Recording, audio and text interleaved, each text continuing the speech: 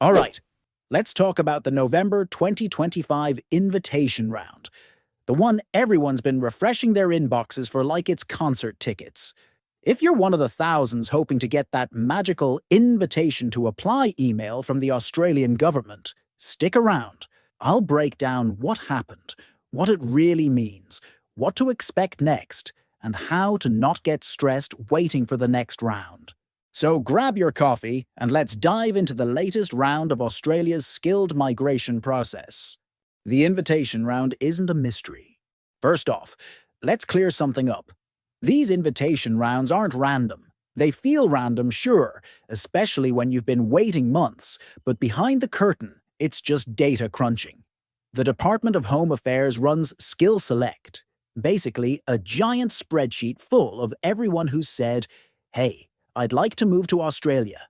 Then, every few months, they open it up, sort it by occupation, points, and timing, and hit invite. It's like the world's most stressful game of Tetris, where your score, aka points, and how early you played, your date of effect, decide whether you fit in or not. So if you didn't get invited last round, it doesn't mean they don't like you. It means the spreadsheet didn't love your numbers yet. November 2025. What is actually happening? All right, on to the juicy part. The Department of Home Affairs has officially announced that the next invitation round will take place on 13th November 2025. So no, the invitations haven't gone out yet. But the announcement itself has already sent a wave of excitement and mild panic through the migration world. Here's what we know so far about this upcoming round. Subclass 189 invitations are expected to be issued again, with the focus likely remaining on high-demand occupations across trades, health, and tech. Based on previous rounds, the minimum points cutoff could still sit around 65 points for some trades and regional roles. Competitive occupations such as IT, engineering, and healthcare will probably need higher scores. Regional and state programs are also staying active. For example, Tasmania has already received its full nomination allocation for this program year and continues to send weekly invitations for state nomination. The overall permanent migration planning level for this year remains around 185,000 places, with skilled migration still holding the biggest share. So, while the round hasn't actually happened yet, the signs are clear. The system is gearing up. Applicants are updating their EOIs, and everyone's refreshing SkillSelect like it's a live football score. The calm before the storm. That's where we are, right now. The truth about the points. Cut off. Let's talk points, because that's what decides your fate. Everyone always asks, what's the minimum points I need? But that's like asking, what's the minimum effort to win the lottery? The answer changes every round, every occupation, and sometimes every week if states update their nomination rules. Here's the pattern that's emerging this program year. Trades and regional jobs are seeing movement even at 65 to 70 points. Health and education roles are still strong, but competitive. Tech, engineering, and accounting are in the don't even try with 70 points club.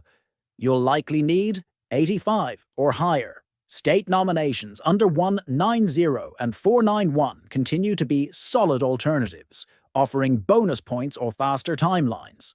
Moral of the story. The invitation round might be national, but your strategy should be personal. Don't compare your 70 points to someone else's 70. The system isn't fair, but it is consistent. Points plus timing plus occupation equals your odds. What this round really signals, November's invitation round isn't just another update. It's a signal of where Australia's migration priorities are heading. For the past few years, the government has been juggling between fixing skill shortages and calming public worries about migration numbers. The result? A more targeted approach. They're not just looking for anyone who ticks the boxes. They want people who fill current shortages. So, while you might be sitting at 90 points with a random business degree and perfect English, someone with 70 points in a high-demand trade might get the nod. First, harsh, Maybe. But Australia's in build mode. Hospitals, infrastructure, tech systems. And they need the hands, not just the heads. That's why this round feels slightly different. It's not just about points. It's about usefulness. What you should be doing, right now. If you're serious about catching this or the next round, here's your November survival guide. 1. Update your EOI. SkillSelect isn't psychic. If you got a new job, improved your English test, or hit another work experience milestone, update your expression of interest. 2. Check your skills assessment. Make sure it's valid and matches your nominated occupation. A mismatch there can kill your invitation chances faster than you can say, points test. 3. Don't forget the states. States like Tasmania, South Australia, and Queensland are actively inviting for 190 and 491. You might get there faster through them than waiting on the federal 189. 4. Watch your timing. If you're planning to boost your points with a new English test or work anniversary, calculate how soon you can update it before the next invitation round hits. 5. Keep it real. If your points are too low, don't keep waiting for a miracle. Consider regional routes, study pathways, or employer sponsorships. Australia's immigration system has more side doors than people think. What happens next, and when? Now, let's look ahead. The next invitation round after November is expected early in 2026, likely around February or March, based on previous cycles. That gives you a small but meaningful window to make improvements. So here's what you do with that time. Take your English test again if you're close to a higher band score. Add recent work experience or get updated references. Watch for changes in the skilled occupation list, because that can reshuffle everything. If you're in a state that pauses invitations in December or January, use that opportunity to prepare documents so you're ready when they reopen. Remember, these rounds come fast, but the people who benefit are always the ones who prepared quietly months before.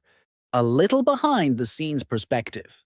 Here's something most people don't realize. Every invitation round tells a story.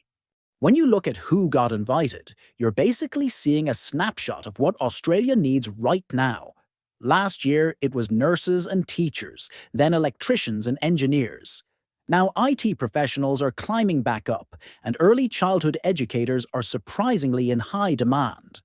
If you can read those signals, you can plan your pathway smarter. For instance, if your current occupation isn't being invited, check related roles that use the same skills assessment authority. If your occupation is on a regional list, but not the national one, the 491 might actually be your golden ticket. So instead of treating the invitation round like a game of chance, treat it like free data from inside the system.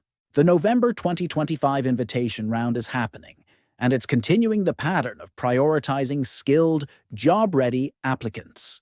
And hey, if this all feels too much, remember, the system might move slowly, but so does everything worthwhile. That's your full breakdown of the Australia Invitation Round update in November, plus what's coming next. If you found this helpful, give it a like and tell me in the comments. What's your current score, and which state are you targeting?